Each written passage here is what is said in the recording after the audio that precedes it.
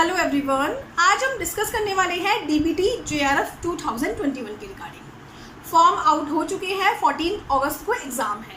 1 month है सिर्फ हमारे पास एग्ज़ाम्स के लिए। सो 1 मंथ में हम कैसे डीबीटी जेआरएफ एग्ज़ाम को प्लान कर सकते हैं, अपनी स्टडी को कैसे प्लान कर सकते हैं, क्या स्ट्रेटेजी होनी चाहिए कि हम बहुत ईजिली फर्स्ट कैटेगरी में डीबीटी जेआरएफ क्वालिफाई करें, एंड मेन चीज़ हमें क्या प्रायोरिटी लिस्ट में रखना चाहिए पार्ट ए के लिए एंड पार्ट बी के लिए।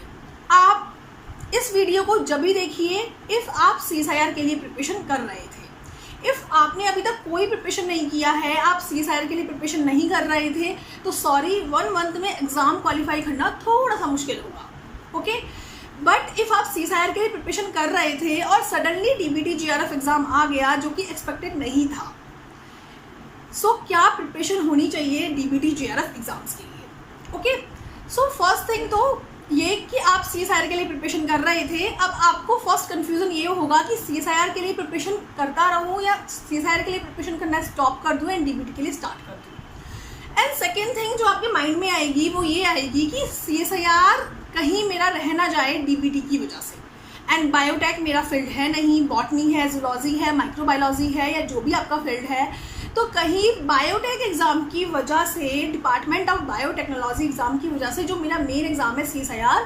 उसको मैं क्वालिफाई नहीं कर पाऊँ, क्योंकि CSIR की डेट भी कभी भी आ सकती है।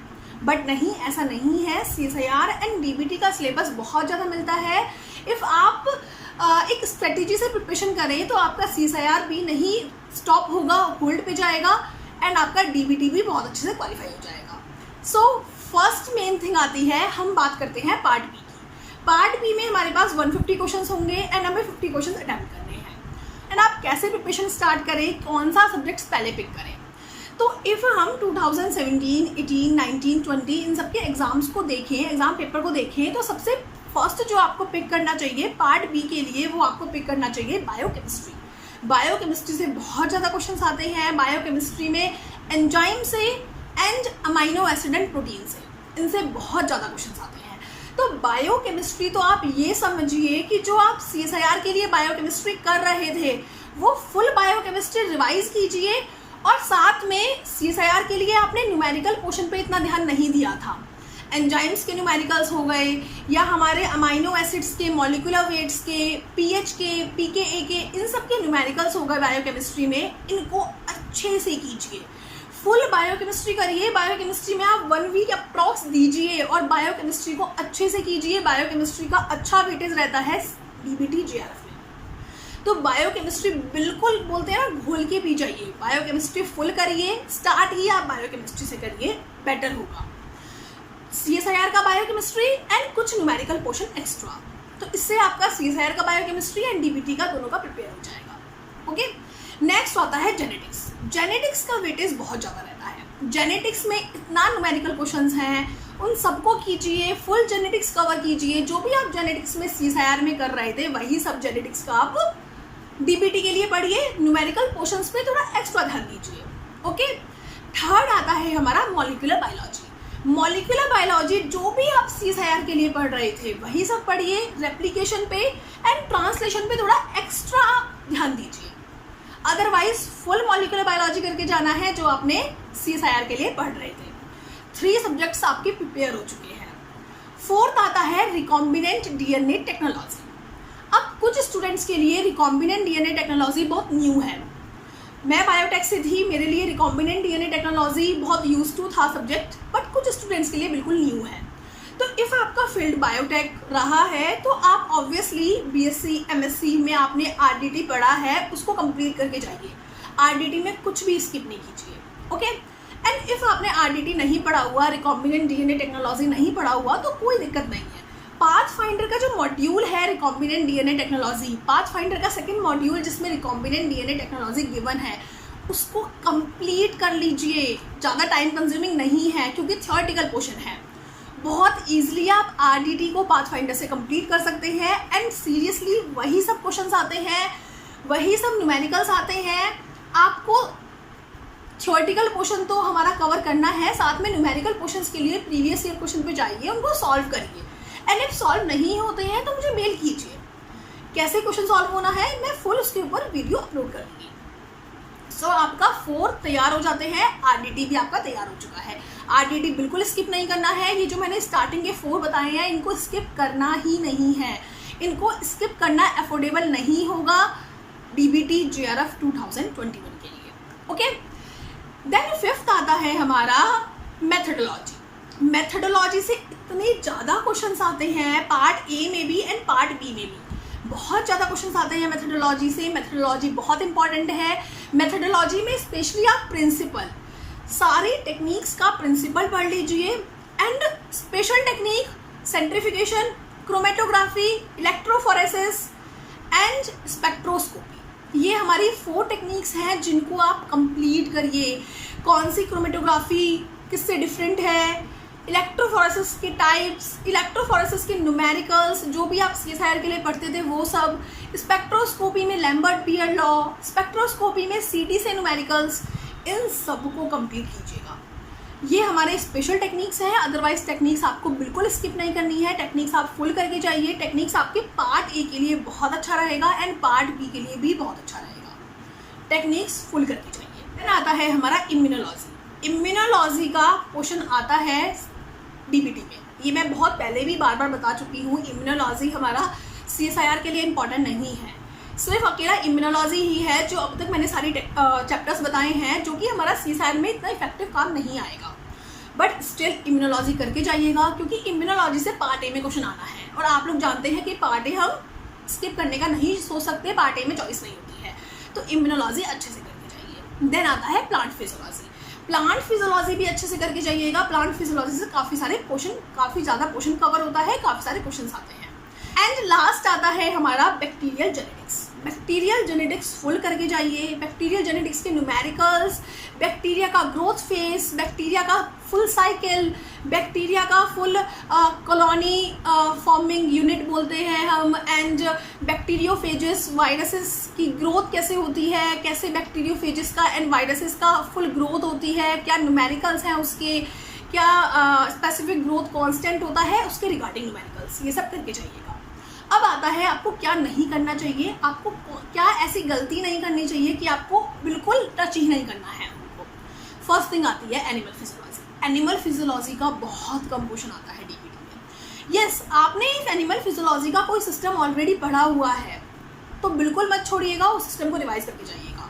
बट इस वक्त एनिमल फिजियोलॉजी पिक करना डीबीटी के लिए बहुत ज़्यादा मिस्टेक होगी क्योंकि एनिमल फिजियोलॉजी आप लोग जानते हैं बहुत टाइम कंज्यूमिंग है, साथ में एनिमल फिजियोलॉजी का इतना इफेक्टिव क्वेश्चन नहीं आएगा, तो एनिमल फिजियोलॉजी पिक नहीं करना है। ओके, सेकेंड आता है हमारा स्टूडेंट्स क्या करते हैं, स्टूडेंट्स हमारा पिक करते हैं बायो इन्फॉर्मेटिक्स।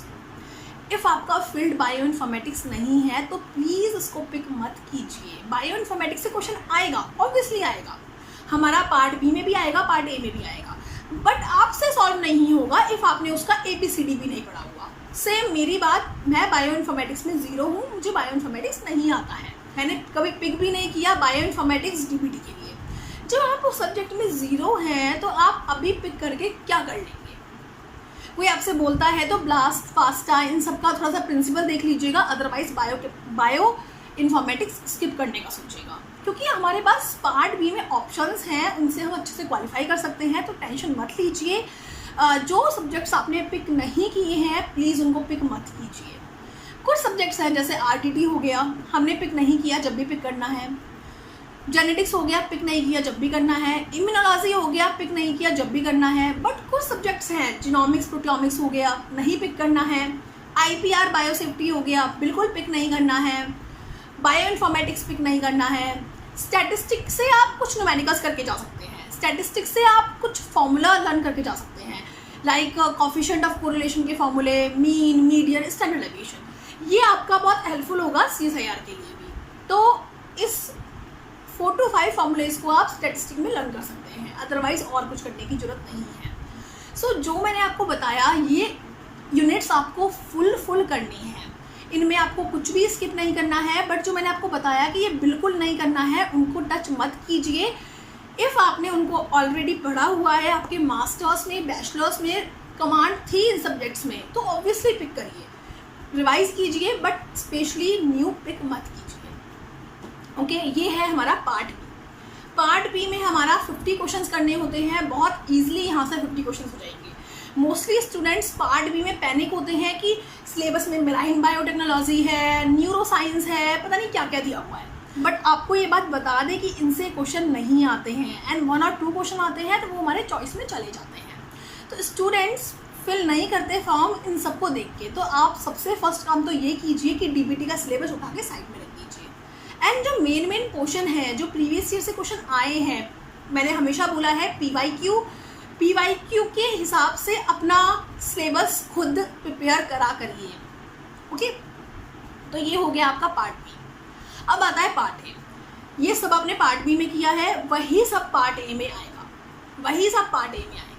पार्ट ए के लिए आपको एक एक्स्ट्रा करना भी क्या होगा, वो हमारा है एप्टीट्यूड में क्वेश्चंस आते हैं, सीरीज़ के क्वेश्चन आते हैं, फिगर सीरीज़ के क्वेश्चन आते हैं, नंबर सीरीज़ के क्वेश्चन आते हैं, एंड सिटिंग पोजीशन के हिसाब से क्वेश्चंस आते हैं, एंड हमारा कुछ परसेंटेज के क्वेश्चंस एंड इनकम के क्वेश्चंस, इस टाइप के क्वेश्चंस आते हैं। तो पार्ट ए के लिए सिर्फ मैं यही बोल सकती हूँ कि पार्ट बी में जो किया है वो सब आएगा। 50 के 50 क्वेश्चन अटैम्प्ट करने हैं तो थोड़ा पैनिक होता है, बट जो आपने पार्ट बी के लिए किया है वो पार्ट ए के लिए सफिशिएंट है। कुछ क्वेश्चंस हैं, मैथ्स के क्वेश्चंस हैं, एप्टीट्यूड के क्वेश्चंस हैं जो आपको करने चाहिए।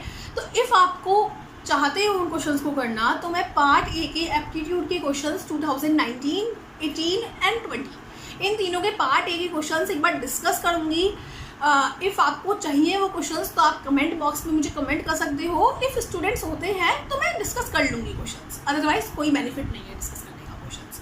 तो पार्ट ए हमें सिर्फ डिस्कस करना है लास्ट 3 ईयर्स का। इफ़ हम लास्ट 3 पेपर्स का पार्ट एक बार डिस्कस करके चले जाएंगे तो हम पार्ट ए को बहुत ईजिली, पार्ट ए के एप्टीट्यूड के क्वेश्चंस को डिस्कस करके चले जाएंगे तो हम पार्ट ए के एप्टीट्यूड के क्वेश्चंस बहुत ईजिली सॉल्व कर सकते हैं। अदरवाइज और सब हमारा नॉर्मल बायो है, नॉर्मल लाइफ साइंस है जो हमने पार्ट बी में कवर किया है। तो ये तो हमने डिस्कस कर लिया कि part A and part B कैसे कवर करना है। एक सेकेंड थिंग आती है हमारा, स्टूडेंट्स के कुछ क्वेश्चंस आते हैं, मैम हम फॉर्म में क्या पिक करें, फॉर्म में क्या चूज़ करें कि हम पार्ट बी कौन से स्पेशलिस्ट फील्ड से दे रहे हैं। सो फॉर्म में ऐसी कोई रिक्वायरमेंट नहीं है, आपको नॉर्मल फॉर्म फिल करना है। ये जो आपको दिया गया है सिलेबस में चूज़ करने को, वो आपको एग्ज़ाम में दिया गया है कि एग्ज़ाम में हमारे मिक्स क्वेश्चन आएंगे, आपको उनमें से चूज़ करना है और एग्ज़ाम देना है। अदरवाइज डीबीटी जेआरएफ हमारा सबके लिए सेम आता है, चाहे वो मेराइन बायोटेक्नोलॉजी का है, चाहे वो न्यूरो साइंस का है, चाहे वो बॉटनी है, चाहे वो जूलॉजी है, चाहे वो बायोटेक्नोलॉजी है। आपको अपने क्वेश्चंस पिक करने हैं अपने अकॉर्डिंग। कोई ऐसा नहीं है कि इफ़ मैं बायोटेक की हूँ, आप न्यूरो साइंस के हैं, तो आपके लिए DBT JRF exam paper different आएगा। आप फॉर्म में उसको क्लिक करोगे, आप फॉर्म में पिक करोगे ऑप्शन और आपके लिए डिफरेंट आएगा, मेरे लिए डिफरेंट आएगा। ऐसा कुछ नहीं है, आपको रैंडमली क्वेश्चन पिक करने हैं। इफ़ आपको न्यूरो साइंस का क्वेश्चन ईजी लग रहा है तो आप उसको पिक कीजिए, आपको एनिमल फिजियोलॉजी का क्वेश्चन ईजी लग रहा है तो एनिमल फिजियोलॉजी के क्वेश्चन पिक कीजिए। ऐसा कोई बाउंडेशन नहीं है। एंड आपको क्यों डीबीटी जेआरएफ स्किप नहीं करना चाहिए, क्योंकि रैंडमली फॉर्म आया है तो ऑब्वियसली ये स्टूडेंट्स की टेंडेंसी होती है अराउंड 30 to 40% डीबीटी जेआरएफ का फॉर्म फिल नहीं करेंगे, क्योंकि बहुत रैंडमली फॉर्म आया है, किसी को एक्सपेक्टेड नहीं था, स्टूडेंट की प्रिपरेशन नहीं होती है। सो बहुत सारे स्टूडेंट्स नहीं फिल करेंगे, तो आपके चांसेस यहाँ पे बढ़ जाते हैं। सेकेंड थिंग क्या आती है, CSIR भी होने वाला है, तो आप अभी CSIR के लिए पढ़ ही रहे हैं, तो सब कुछ एकदम से बिल्कुल ताज़ा है, आप बहुत ईजिली क्वालिफाई कर जाएंगे। एंड कंपटीशन भी कम है। एंड थर्ड चीज़ आती है, डीबीटी जेआरएफ ईजी है as compare to CSIR। Seriously DBT JRF थोड़ा कम पढ़ के क्वालिफाई हो सकता है, CSIR क्वालिफाई नहीं होता है। तो डीबीटी जेआरएफ फिल कीजिए, कोई डाउट मत रखिए, सिंपल जो CSIR के लिए पढ़ रहे थे वही पढ़िए, बस जो मैंने प्रायोरिटी में बताई हैं यूनिट्स स्टार्टिंग उनसे कीजिए। एंड कुछ स्टूडेंट्स की प्रॉब्लम आती है, मैम बैक्टीरियल ग्रोथ के क्वेश्चंस, बैक्टीरियोफेजिस कॉलोनी के क्वेश्चंस एंड जो मोनोड इक्वेशंस और कुछ न्यूमेरिकल्स आते हैं, तो वो न्यूमेरिकल्स हम कैसे कवर करें, क्योंकि वो न्यूमेरिकल्स हमने नहीं कभी प्रिपेयर किया है, हम बायोटेक फील्ड से नहीं हैं। तो एग्ज़ाम से पहले अल्टरनेटिव डेज में मैं एक वीडियो अपलोड करूँगी डीबीटी जेआरएफ के प्रीवियस ईयर क्वेश्चन से। वहाँ पे प्रीवियस ईयर क्वेश्चन डिस्कस होगा, उसका फुल डिटेल एक्सप्लेनेशन डिस्कस होगा। एंड डीबीटी जेआरएफ में क्वेश्चन फार्मूला बेस आता है, आपको मैं इफ़ उस क्वेश्चन का फॉर्मूला एंड उस क्वेश्चन के पीछे की ट्रिक बता दूंगी, तो आप बहुत ईजिली उस क्वेश्चन को अटैम्प्ट कर सकते हैं। सो आप ज़रूर देखिएगा वो सीरीज़। अराउंड 7 to 8 वीडियोस आएंगी उसकी। 7 to 8 वीडियोस में 7 to 8 टाइप्स के हमारे बायोरिएक्टर्स के एंड फर्मेंटेशन के इन सब के क्वेश्चन डिस्कस होंगे। एंड होप सो आपके लिए वो यूज़फुल हो, पर आप उसको देखिएगा, बहुत अच्छा रहेगा। एंड आप इतने अपना नॉर्मल प्रिपरेशन स्टार्ट कर दीजिए जो मैंने यूनिट्स बताई हैं। एंड जो न्यूमेरिकल पोर्शन है एक्स्ट्रा इन यूनिट्स के अलावा, बायोरिएक्टर्स एंड मोनोड इक्वेशंस, ये सब वो हम एक एक करके करते रहेंगे। 15 to 20 मिनट्स की एक वीडियो आएगी, आप उसको देख लेंगे तो आपके माइंड में फिट हो जाएगा और आप अपने नोट्स में ऐड कर लीजिएगा उस फॉर्मूले को, एंड बहुत ईजिली आप वहाँ पे क्वेश्चन सॉल्व कर पाएंगे। सो बिल्कुल पैनिक नहीं होना है, बहुत ईजी है DPT JRF एग्ज़ाम। जल्दी से DPT JRF का एग्ज़ाम दीजिए एंड देन फिर आपका CSIR बचेगा, उसको एकदम से फ्री माइंड से देना। Okay, so best of luck, thank you.